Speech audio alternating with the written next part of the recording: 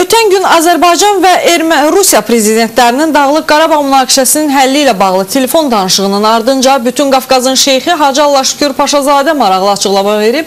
Şeyx işğal olunmuş torpaqların Rusiya prezidenti Vladimir Putinin köməyi ilə geri qaytarılacağını ümid etdiyini deyib. O, bu barədə Bakıda səfərdə olan İnquşetiya prezidenti Yevkurovla görüşündə danışıb. Azərbaycanda səfərdə olan Rusiya Federasiyası İnquşetiya Respublikasının prezidenti Yunusbek Yevkurov Təzəpir məscidinə gələrək burada namaz qılıb. İnquşetiya rəhbəri daha sonra Qafqaz Müsəlmanlar İdarəsinin kitabxanasında Nadir Quran əlyazmaları ilə tanış olub. Daha sonra Yevkurovla bütün Qafqazın şeyxi Hacı Allah Şükür Paşazadənin görüşü olub. Görüşdə Azərbaycanla Rusiyanın münasibətlərinin tarixi kökləri olduğu vurğulanıb. Şeyx çıxışında Ermənistan-Azərbaycan Dağlıq Qarabağ münaqişəsindən danışaraq qeyd edib ki, işğal olunmuş torpaqlarımızda tarixi abidələrimiz, məscidlərimiz, ziyarətgahlarımız, müqəddəs yerlərimiz qalıb.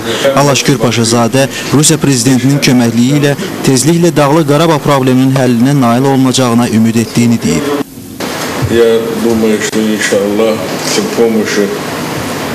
Düşünürəm ki, inşallah Rusiya prezidenti Vladimir Putinin köməkliyi ilə bu torpaqlar sülh yolu ilə geri qaytarılacaq.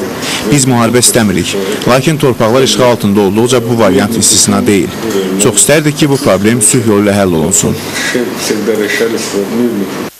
İnquşetiya Respublikasının prezidenti Yunusbek Yevkurov Azərbaycanın bütün sahələrdə sürətlə inkişaf etdiyini deyib.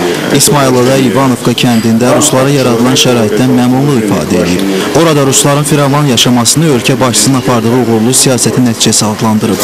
Yevkurov şeyxin də fəaliyyətini, xidmətlərini yüksək qiymətləndirib. Bütün Qafqazın şeyxi əlavə edib ki, torpaqlarımızın 20% işğal olunmasaydı, Azərbaycan daha da inkişaf edərdi. Şeyx daha sonra İnquşetiya xalqını və Rusiyada yaşayan müsəlmanları müqəddəs Ramazan bayramı münasibətilə təbrik edib.